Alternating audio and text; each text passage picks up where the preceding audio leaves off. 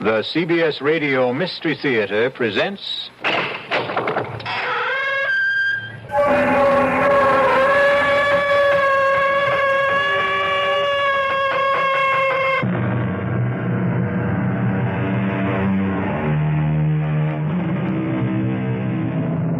Come in. Welcome. I'm E.G. Marshall. Every age must have its heroes. You may well ask, what is a hero? Obviously, a hero must be one who performs heroic deeds. In the past, we had great patriots, great soldiers, great statesmen, and great scientists. Active men and women who changed the face of our nation and the course of our history. Is it a commentary on our times that today's heroes are only images on a screen?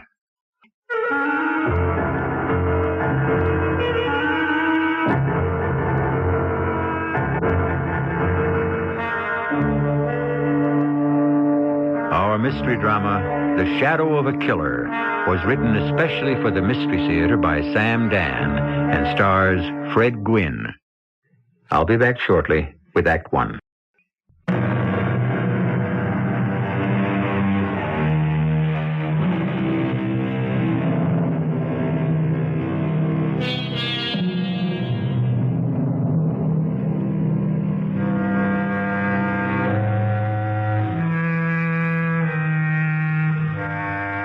The nondescript-looking sedan comes to a stop before a seedy, sagging tenement building in a desolate section of a dreary slum. 3 men get out. One is tall and rugged, with what might be described as craggy features. Quietly, they enter the dismal hallway. Each has a revolver in his hand. They stop before a door. The tall, rugged one raises his foot. With one crashing blow, he kicks the door open. Police! Freeze! Hey, what's the idea? Against the wall! Eddie, Jerry, frisk these animals. Well, hey, look at here. On the table, all these bills. They wouldn't be from the bank job where you killed the guard and 2 customers, would they? I don't know how that dough got there. You don't know how that dough got there, do you? Look, we'll make a deal. All this dough, you keep it. It's not enough. It's $250 grand. There's not enough money in the whole world. Cut! And print it. That was perfect, Mace. It's a take. Okay, Maxie, you can get up off the floor. Perry, look! Maxie! His mouth's bleeding. Hey, what is this? He's hurt. Mace, what'd you do to him? I don't know. You must have really hit him. I thought it looked too lifelike. Hey, Max, I'm sorry. Somebody go get some water. Yeah. Get a doctor. Say, Max, listen, I'm sorry. What got into you? We're only making a movie. Max. Yeah? What? Oh, good. He's coming around. Oh, what? What happened? You're going to be all right, Max. You're going to be all right.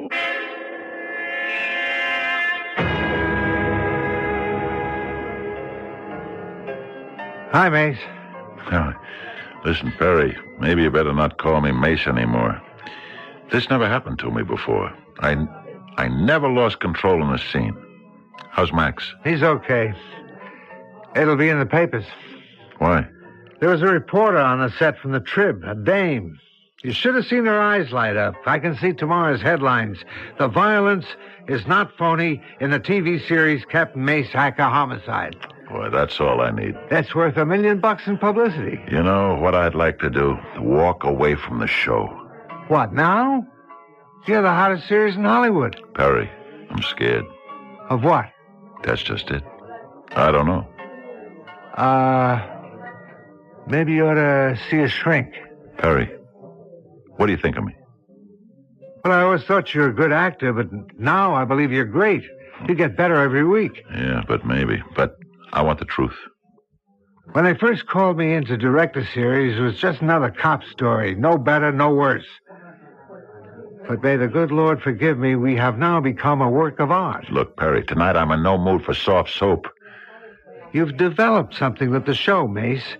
You've brought it to a new height of realism. I'll tell you what, I'd like to go back to Broadway and do a play. In the first place, they'd never let you out of your contract. Second, you're doing some absolutely first-rate acting right now. That's the problem, Perry. I'm no longer sure it is acting. What does that mean? I wish I knew what it meant. It's got to mean something. Yeah. Perry, I've been trained as an actor. And I know that what we create is an illusion. Well, sure. But what if what we create is real? Real? How? In what way? Don't try to nail me down. It's just the character. I don't know. When I walk off the set, sometimes I get the feeling that I'm not walking away from it. You're too intense. That's no help. Perry, you're a stage actor, a fine one. You've played the classics, Shakespeare, Ibsen, Chekhov. You come out here to do a TV series. You're accused of selling out, of frittering away your talents. So you say to yourself, I'll show these jokers what acting really is. I'll prove that performing as Mace Hacker can be as great as performing Hamlet. That's what you think, huh? And you've proved your point. Now you can relax.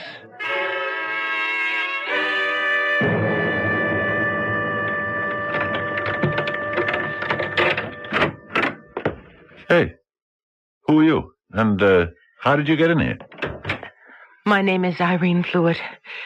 I was on one of the studio tours. We watched you filming your show, and the guide pointed this out as your dressing room. So I sneaked away from the rest of them and came back here. The door was open. Yeah, and so here you are. Oh, please don't have me thrown out. I never have anybody thrown out. I'll say to you what I say to the rest of them. If you want a picture with my autograph, I'm glad to oblige. And now, let me open the door for you. Oh, but please... Look, let me explain something. We have a fantastic security system here. Special cops who know exactly how to handle this type of situation. So, if you think you might be able to work this into a big deal, you'll never get it off the ground. I don't want your money. I don't want your autograph. And I don't want you to make love to me. So what's left? I want you to listen. Look, I really don't have any time. I want you to find my husband. Find your husband? He's disappeared. Why don't you go to the police? You're the police. What? You're Captain Mace Hacker. No. I'm Alvin J. Miller. Please, Captain Hacker. Look, Mace Hacker is a character dreamed up by a writer. And I'm just an actor who plays the part. Don't say that. Mace Hacker is a fictional character. No, he is not a fictional character. Mace Hacker is the best detective in the world. There is no Mace Hacker. I see him every week. I believe in him. And now finally I'm talking to him. How would it be if I got you a taxi? No, please.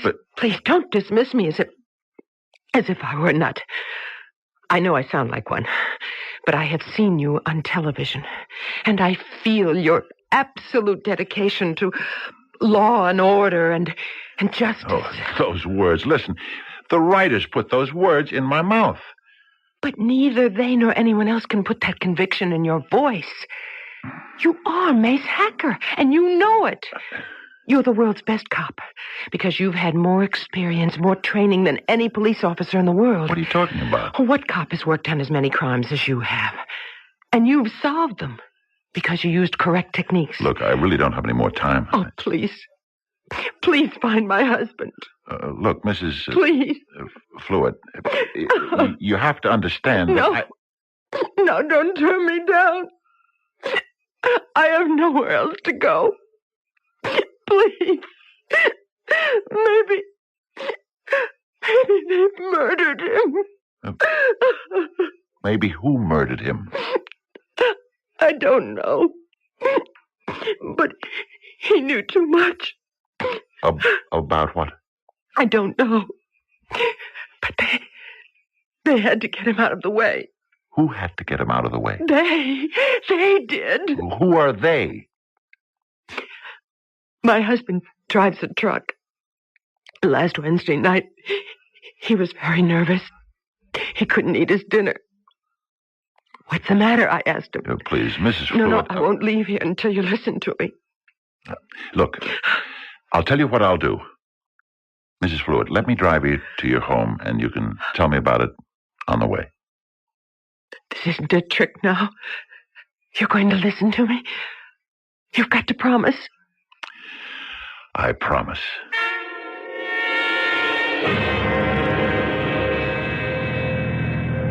Turn right here for Encero Beach. As I was telling you, he was very nervous. I guess you could say scared. I asked him what was the matter. At first he wouldn't say anything. And finally he said, Irene, I'm in a jam. Well, what does that mean? I asked. I better not tell you, he said. But I'm your wife, I said. And he said, I gotta keep you out of this. And then... Yes? Well, then he just got up from the table and he went out. Where? I don't know. I haven't seen him since. He didn't come home that night. So next morning, I went to the police station. Uh-huh. What did they do? Oh, they listened. They wrote everything down. I gave them his picture, and that's it. Nothing's happening. How do you know? They're probably doing the very best they can. Well, I don't say they aren't. But their best isn't good enough. Look, all I know is my husband is gone. Look, Mrs. Fluid, he's your husband. You may feel a special way about him, but the fact is, he was in wrong somewhere. Somehow. He said so himself. He told you he was in a jam. But he wouldn't do anything wrong. I know. Oh, this is the house right here. Hey, this is the house. Quite a place. Well, ever since we were married, that's all both of us ever wanted. A nice place to live in. Oh, please, won't you come in? I'd like to, but I'm due back for a story conference in about 40 minutes. Please, So, find my husband. what makes you think I can? Because you're Captain Mace Hacker. Oh, please, let's not start that all over But again. you are. Whether you like it or not. Mrs. Fluid, I'm sorry. I have to go. You're afraid. Of what?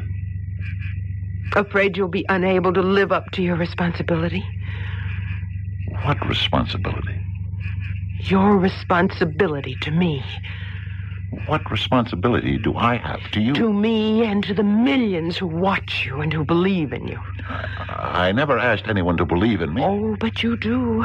You speak to all of us and you say, I'm here to protect you. You can count on me. Now, you know you say that. But those are just words. The writer's words. But we believe you. I believe you.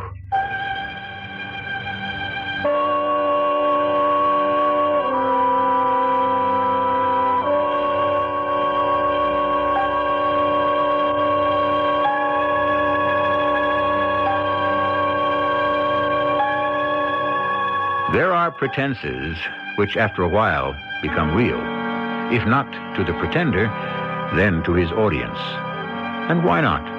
So many of us play a role in this life, and there are those of us who are actually paid fabulous sums to do it.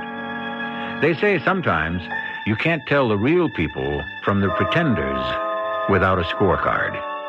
Maybe we'll have to issue some in Act 2, which comes shortly.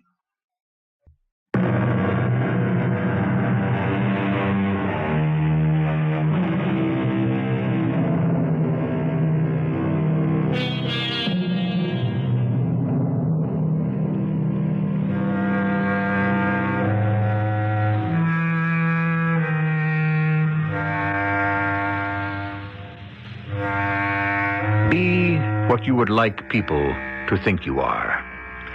This is a piece of advice that comes to us from no less a philosopher than Pythagoras himself. And so there must be something to it. But like all these previous nuggets fashioned by the great sages, there's always considerable difficulty, not to mention distance, between the desire and the deed. But I believe you. You are Captain Mace Hacker. I believe you. I said I was sorry. I'll never believe anybody again as long as I live.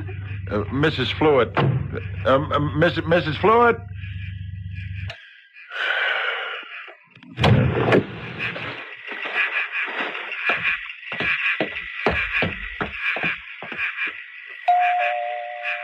Mrs. Fluid? Mrs. Fluid?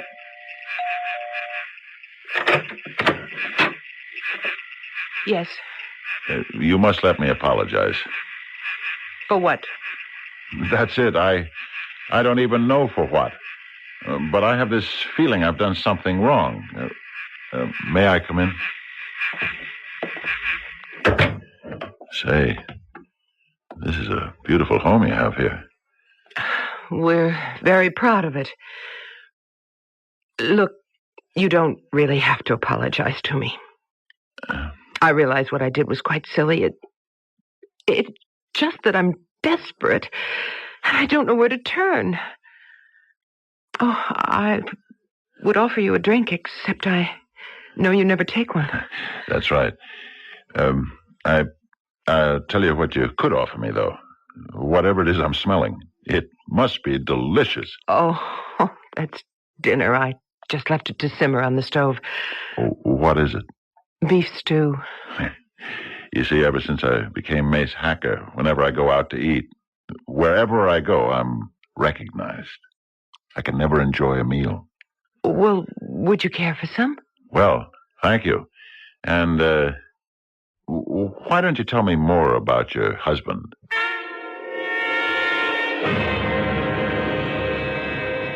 All right. I want to do the scene between Hacker and Inspector Kelly again. We have practically the same dialogue in every show. You should be able to do it in your sleep. So let's do it in one take. Roll 'em. Mace Hacker, script 28, scene 27, take 2. Action. First, Mrs. Fluid, you tell me your husband drives a truck. Then I find out you live in this fantastic house in very exclusive Encero Beach. Cut! Hey, where do those lines come from, Mace? What? Mace, what script are we doing? I don't... Who is Mrs. Fluid? Mrs. Fluid? Yeah, whose husband drives a truck. Mace, none of this is in the script. Yeah, I realize that. You okay? Yeah, sure. I just must have been thinking about something. You want to take a break? No. It's okay. I'll be all right. Let's take it again.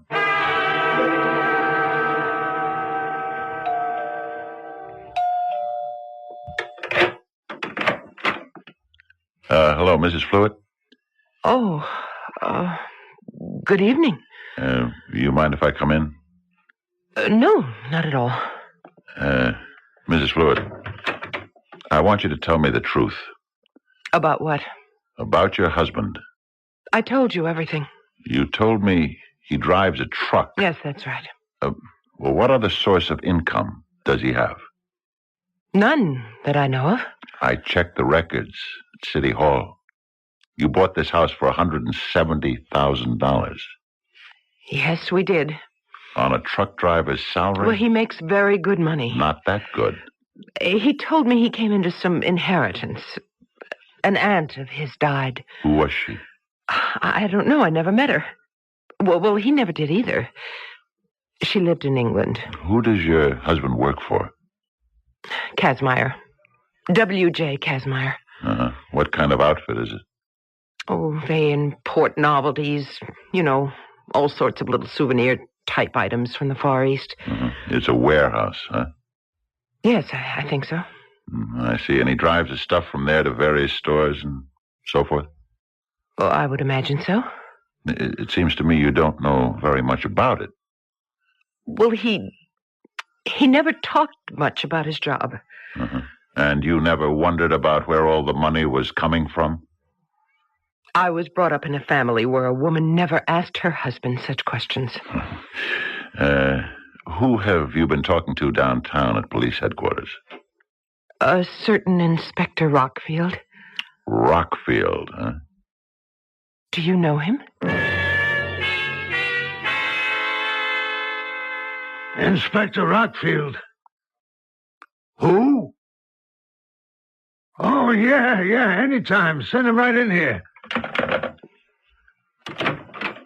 Mace Hacker, come right on in and sit yourself down. Thanks, Inspector. Hey, before I forget, September 23rd is the date for the annual PBA affair.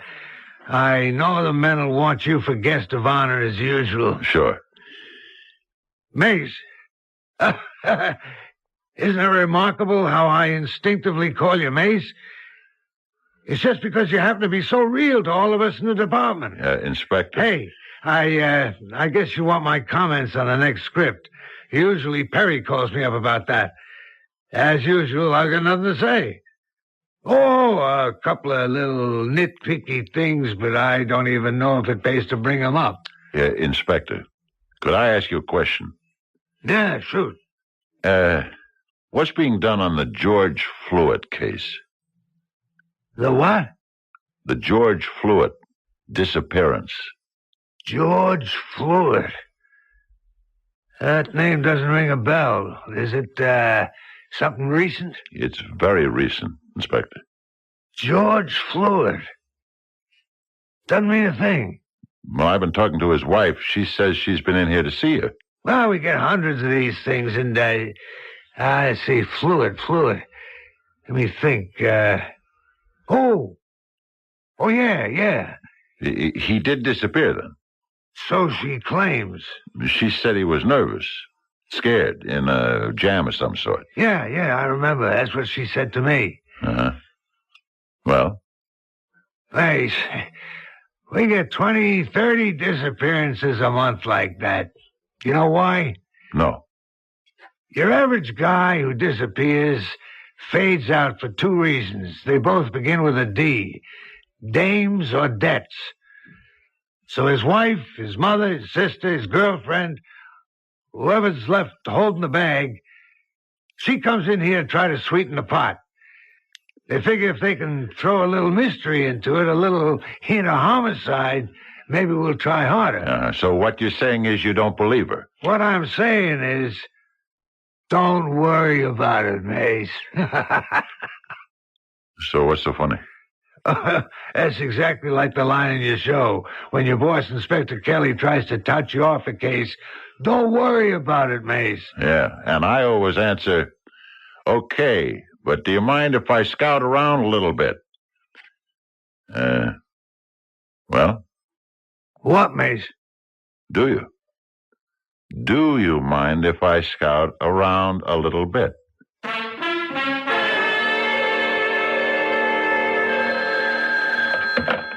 Yeah? Who?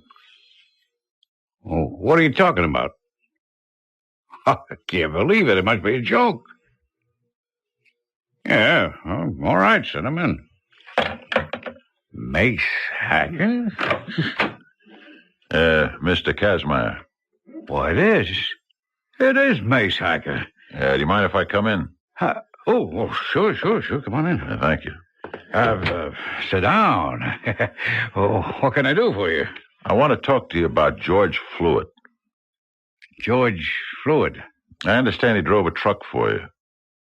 Oh, yeah, he did. What do you know about him? All I know is he hasn't been into work for over a week now. Do you have any idea why? No. Was he in any kind of trouble that you know of? Trouble? No, not at all. Are you in any sort of trouble, Mr. Kazmaier? Me? In trouble? What kind of a question is that? A very simple question. Now, wait a minute. Are you actually working with the police? You didn't answer the question. No.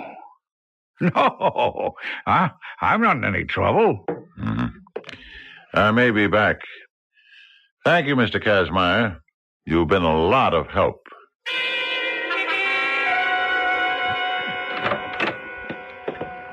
You, resting? Oh, no. Just going over my lines. Come on in, Perry. When am I doing the set? You've got in about an hour. Listen, I got a phone call from that cop. You know, the technical advisor for the series, Roxfield. Yeah? Yeah. Kind of weird thing. He said you'd been in to see him. That's right. About a real case. And he had this crazy notion that you were actually talking to him like a cop who wanted to work on it. Well, they're not doing anything on it. If you ask me, this guy's been murdered. How do you know the guy's been murdered? Call it one of my famous hacker hunches. Now, wait a minute. You can't go around on the assumption you're a real cop. And she's not even a good-looking dame. Who isn't? I'm putting a couple of things together. First, you throw some lines into a script about a dame named Mrs. Fluitt. All this out of left field. Then later, the inspector calls me and tells me you're trying to involve yourself in the disappearance of a guy named George Fluitt. So I drove out to look. Who is this Mrs. Fluitt to you? She asked me to find him. Why you? Because to her, I'm a cop named Mace Hacker. Yeah. I can understand that. To her, you're Mace Hacker. But who are you to you? Who am I? Yeah. Who are you?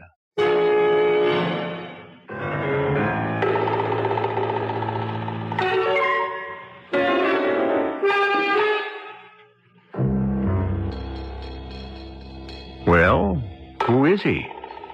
All during our story so far, we've had little bits and pieces of suggestion, innuendo, even a certain amount of hard evidence. But the central question remains, as it must, until, of course, we solve it one way or another in Act 3 shortly.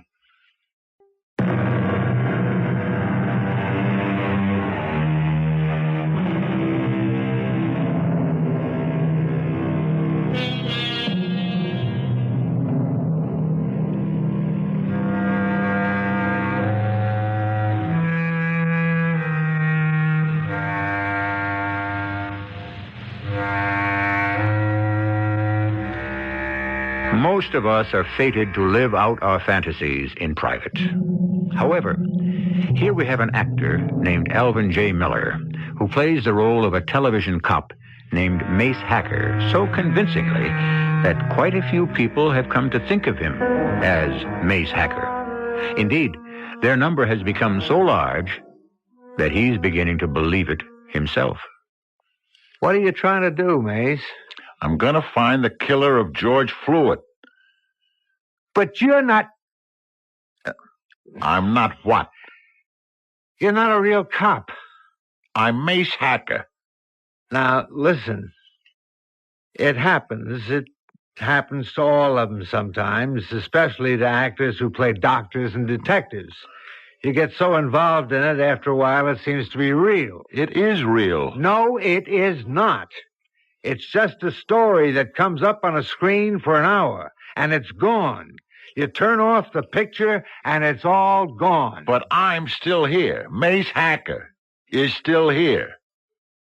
A lot of this is my fault. I've been working it too hard. Listen, maybe you'd better... I know what you're going to say. Maybe I should see a doctor. Why not? Why should you be the only big star that's never been to a shrink? Mace Hacker has to help this woman. Why? Because she's getting the runaround from everybody else.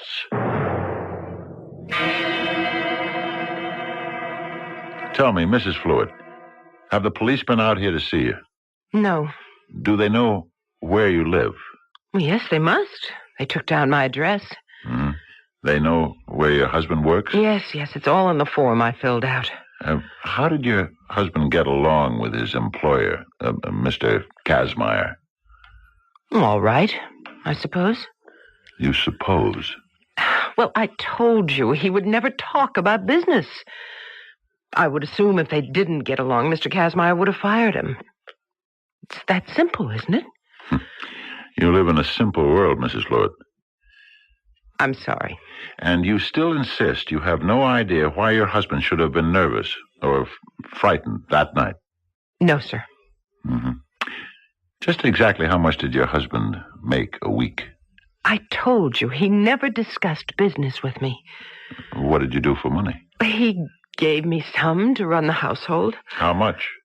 As much as I needed. How much did it come to? Oh, about $200 a week. Uh-huh. And he paid all the bills? Yes, I suppose so. Did he keep any papers around the house? I don't know. You don't know? I keep telling you I don't know anything about business. But you know about this. It's a light switch, see? Turns on the electricity. You have to pay the utility company money for it, right? And this, see? It's a telephone. And it happens to be in working order. And every month the company sends you a bill. Well, yes, but... There's a mortgage on this house, and every month the bank has to be paid. So where are all these bills kept? Where's your husband's checkbook? Where does he keep his records? I told you, I don't know. You're lying. You have no right to talk to me like that. How much does your husband take home a week? Not enough to give you $200 for your pocketbook. Not enough to maintain a place like this. So where does the money come from? I don't know. You never asked yourself, how does a truck driver pay for this kind of a setup? I told you there was a legacy. What legacy? Where's the letter from the lawyer? I never asked him. You never asked him anything because you didn't want to know. But you knew there had to be something dishonest going on. No, You're living in this house 3 years now, Mrs. Fluid. Where did you live before? And please don't tell me you don't remember. I didn't say that. You had a 2-room flat over on Vanderlee. Not such a hot neighborhood. Your husband worked for a big national outfit, Universal Transport. But everything changed the day he took the job with Kazmaier. Didn't it? Didn't it? Yes. Why? What do you want me to tell you? The truth. The truth. Well, I taught at Downstate. I was one of those plain-looking girls who did well at school, but not so good at other things. Like dates. It's an old story. They're the best kind. All my friends said it couldn't work. He and I, we were from 2 different worlds. He'd never even finished high school, but he was a man. And he was handsome. And I guess he was in awe of me. Can you imagine? Yeah. He just couldn't believe his good luck. That someone like me could be attracted to someone like him. At first, I couldn't believe it myself. I come from a very poor background. I worked hard to put myself through school. I always yearned for nice things. And so you started to demand them. It's funny how it worked. I never said one word. That can be the loudest demand of all. That's right. The money started to roll in. It's the only way I can describe it. And you never asked him a single question. I couldn't. Why not? Because I had to justify it to myself. And so I created a kind of make-believe world where everything was all right. And then when he disappeared, I couldn't accept it. So I also had to go to a make-believe detective. What else can I tell you? I guess you told me everything.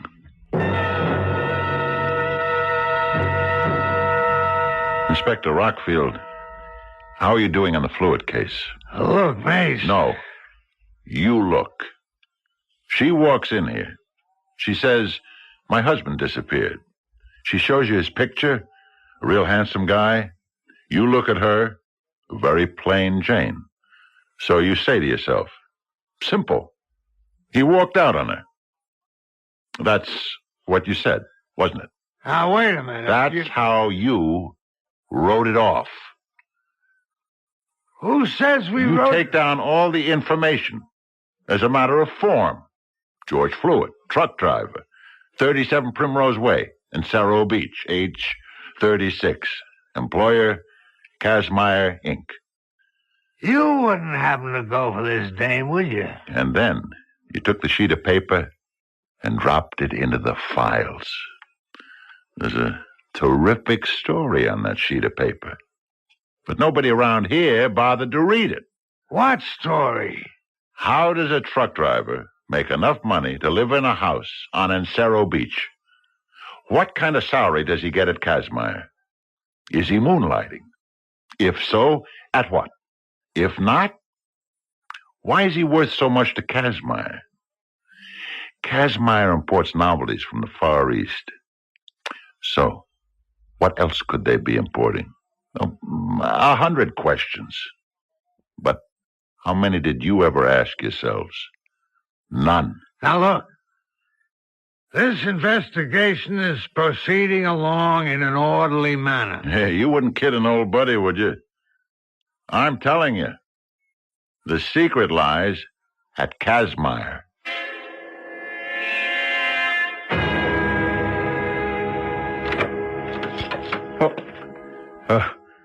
What are you doing here? Good evening, Mr. Kazmaier. What are you doing here? You again, the one who plays a detective. You haven't answered my question. What are you doing here? Oh, I got every right to be here. This happens to be my warehouse. Uh-huh. You keep very late hours. That's how to get ahead in this world. How'd you get in? I jimmied open a window in the back. Well, the burglar alarm must be out of order. No, it's fine. I happen to know what to do about burglar alarms. Oh. Is there any reason why I shouldn't call the police? Absolutely. Because I'd tell them what I was looking for. Oh, yeah? What are you looking for? Look, Kazmaier, you and I could save a lot of time if you told me. Drugs? Diamonds, is it? Or counterfeit? You don't know what you're talking about. Okay, you caught me robbing your warehouse, so call the cops. Nah. No? Why not? If you're on the level. Oh, you're a famous television detective. What are you looking for, publicity? Why should I give it to you? Why? Because this is a perfect setup for something crooked. You're a reputable businessman. Nobody bothers you. Maybe your truck driver figures it out. Maybe it was his idea. Anyhow, he is in on it. He started making a lot of money. Now, you tell me the rest. Was he becoming too greedy? Too dangerous? Or maybe the other thing. Maybe his conscience started to bother him. Maybe he wanted to get out. Huh?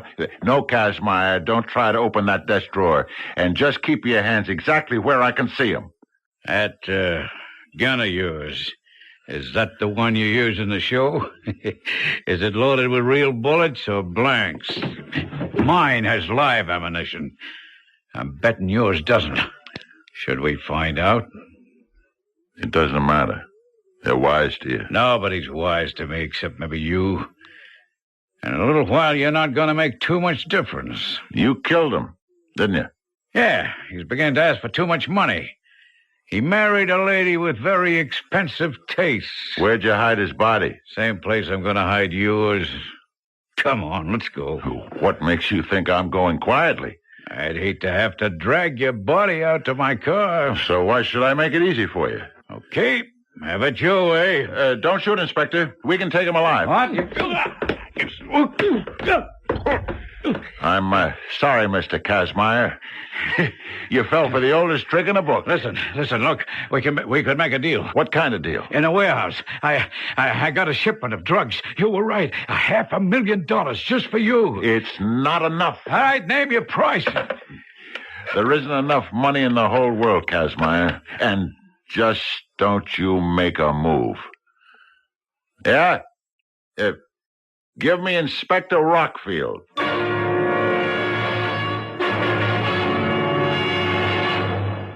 Mace, it's absolutely fantastic. You actually found the killer of this fellow Fluid. You solved the case. Yeah. Well, how'd you do it? Oh, how do I always do it? Just routine police work. The media's eating it up. The whole country's talking about it. It was a good show. What was a good show? Listen, Perry, for a while back there, the scripts were all beginning to sound the same. But this time, the writers really wrote a great one. About Irene Fluid and her husband. Mace, that wasn't a show. You never even meet the guy. But, you can picture the whole relationship he has with his wife. The writers could only come up with something like that every week. We're ready on the set, Perry. Yeah, okay. You ready, Mace? You know me, Perry. I'm always ready. All right, everybody. Places. Roll 'em. Mace Hacker, script number 52, scene 1, take 1.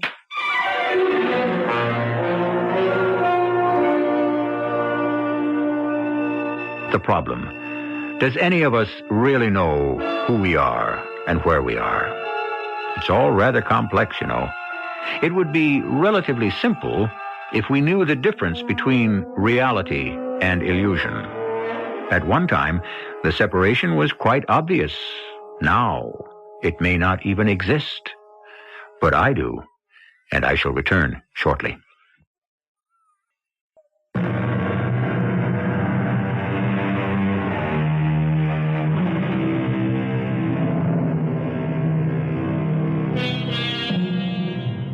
At one time, our heroes were drawn from real life.